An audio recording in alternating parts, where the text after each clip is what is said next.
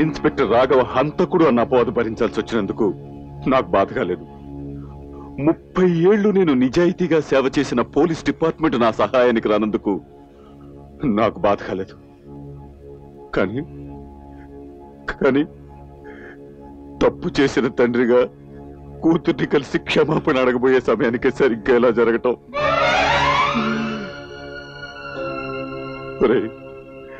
ఆ భగవంతుడికి ప్రపంచంలో ఎవరి మీదైనా ప్రత్యేకమైన పగుంది అంటే అది నా మీదరా, నా మీద. ఏమిట్రా ఈ చిన్నపిల్లలాగా? అయినా ఇప్పుడు ఏమైందని? ఇదిగో,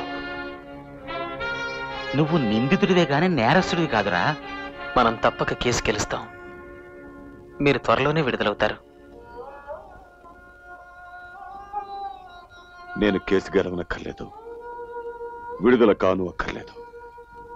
తండ్రిగా నేను చేసిన పాపానికి ప్రాయశ్చిత్తం చేసుకుంటాను. అయ్యారు, ఏమిటన్నా మాటలు? ఒరేయ్, నువ్వు తొందరపడి నో నో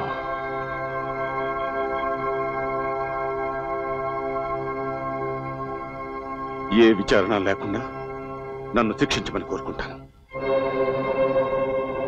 నేను హంతకుండా ఒప్పేసుకుంటాను. Yes, I'll plead. I'm guilty. I'm guilty. I'm guilty. I'm guilty. I'm guilty. I'm guilty. I'm guilty. I'm guilty. I'm guilty.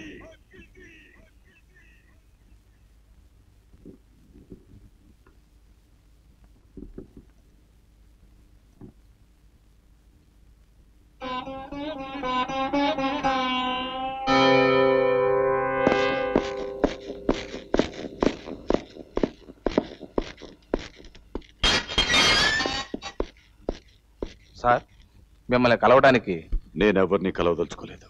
మీ అమ్మాయి వసుంధర గారట వచ్చారు సార్.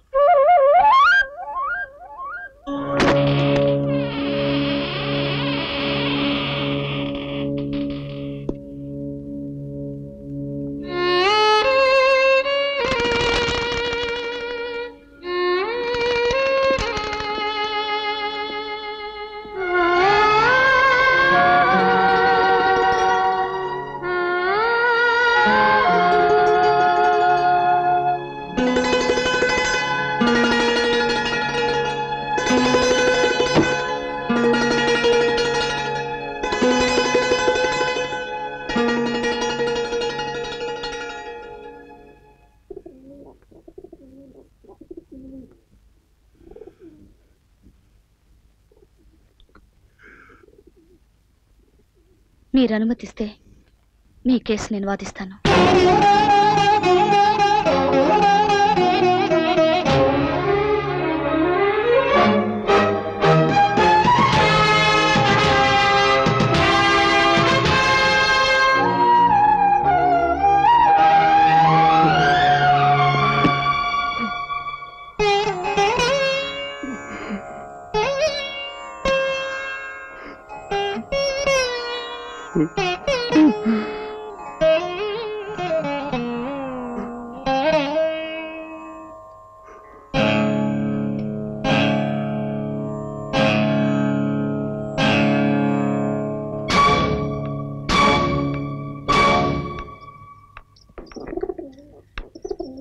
ఒప్పుకున్నాడా?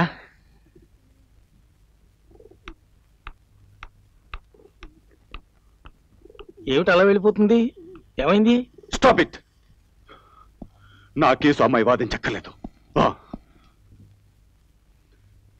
ఇంత జరిగిన తర్వాత కూడా తానే వచ్చి నా కేసు టేకప్ చేసి ఔదార్యం అమ్మాయికున్నా అది అందుకునే అర్హత, దాన్ని తట్టుకుని భరించే శక్తి నాకు లేదు. అది కాదు. ఈ విషయంలో నేను ఎవరు సలహా విందర్చుకోలేదు.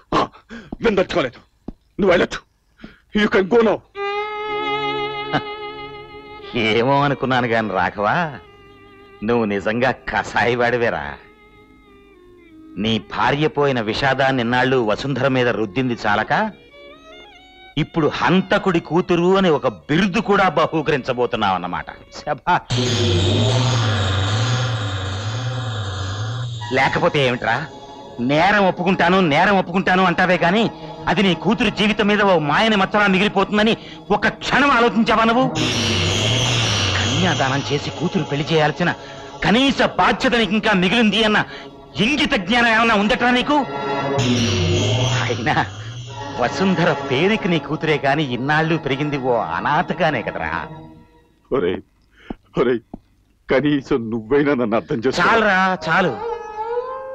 నీ స్నేహితుడిగా, శ్రేయోభిలాషిగా నా మాటకు గౌరవం విలువ ఉన్నాయన్న భ్రమతో ఇన్నాళ్ళు నీకోసం తాపత్రయపడ్డాను.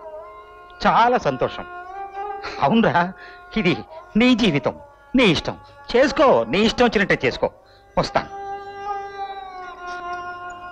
కానీ రాఘవ, కష్టాల్లో ఉన్న తండ్రిని కాపాడుకునే హక్కు వసుంధరకుంది. ఆ హక్కుని కూడా నువ్వు హరించదలుచుకుంటే వెరీ గుడ్, అలాగే చెయ్యి. ఇన్నాళ్ళు నువ్వు చేసిన పాపాలకి ప్రాయశ్చిత్తం ఉంటుందేమో కానీ నువ్వు ఇప్పుడు చేస్తున్న ఈ నేరానికి మాత్రం ఏ నిష్కృతి ఉండదు. గుర్తుంచుకో.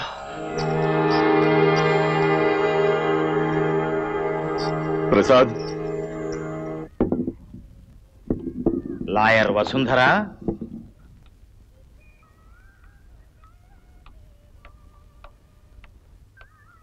Lawyer Vasundhara, inspector Raghava case వాదించడానికి మీకేమైనా అభ్యంతరమా?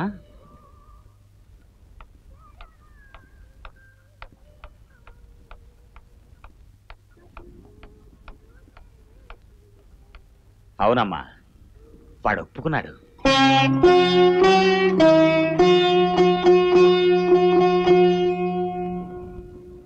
కేసుని వచ్చే నెల 25వ తేదీకి వాయిదా వేయడమైనది. నిందితుడు రాఘవను పోలీస్ కస్టడీకి అప్పగించడమైనది.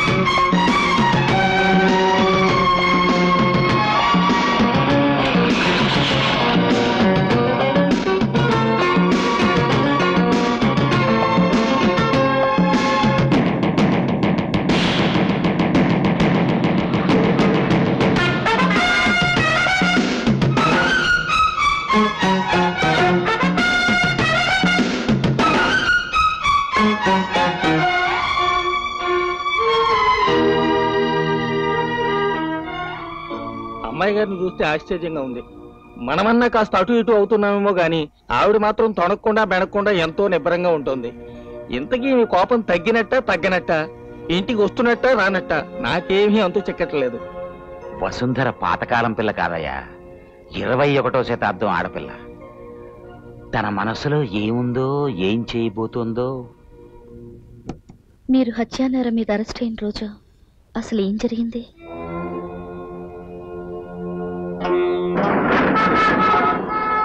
ఆ రోజు సాయంత్రం 5 గంటలకి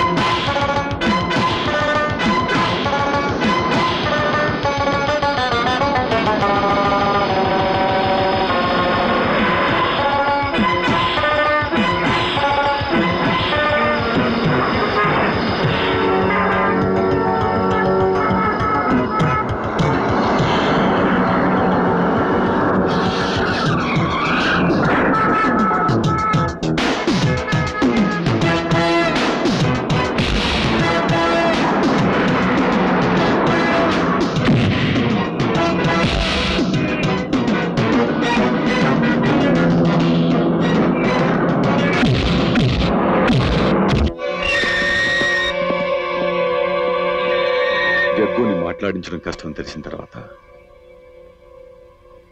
ఎలాగైనా సరే బ్యాంక్ డబ్బు రికవర్ చేయాలని యాంగ్జైటీతో ఓ ప్లాన్ ఆలోచించాను. ఆ ప్లాన్ ప్రకారం స్కెలిటల్ స్టాఫ్ మాత్రం స్టేషన్లో ఉండగా నేను వెళ్ళిపోయాను. రాత్రి 8:30 గంటలకు నా ఇన్స్ట్రక్షన్స్ ప్రకారమే మా స్టాఫ్ జగ్గు లాకప్లోంచి తప్పించుకోవడానికి అవకాశం కల్పించారు.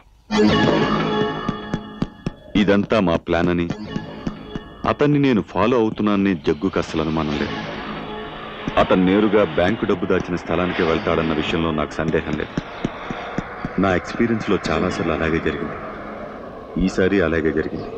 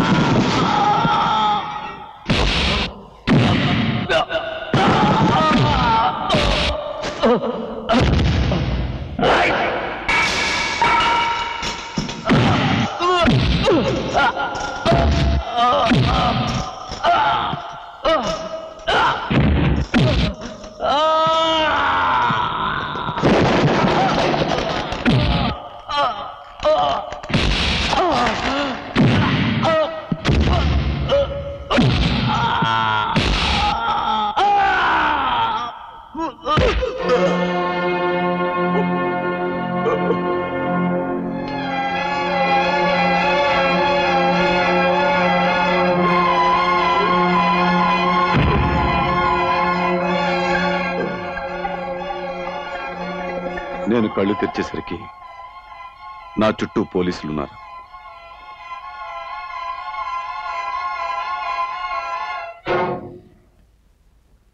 Sorry sir, you are under arrest. నన్ను హెడ్ క్వార్టర్స్ కి తీసుకెళ్లారు. జగ్గుని పారిపోనివ్వడం, అతని ఫాలో చేసి అటాక్ చేయడం, ఈ 2 విషయాల్లో నా లిమిట్స్ అతిక్రమించానన్నారు. అంతేకాదు, నేనే జగ్గుని హత్య చేశాను కూడా అన్నారు. 30 ఏళ్లు నేను నిజాయితీగా సేవ చేసిన డిపార్ట్మెంట్ కూడా నన్ను నమ్మలేదు, నా సహాయానికి రాలేదు. ఫలితం హంతకుడు నన్ను అపవాదు మోస్తూ ఇలా కటకటాల వెనక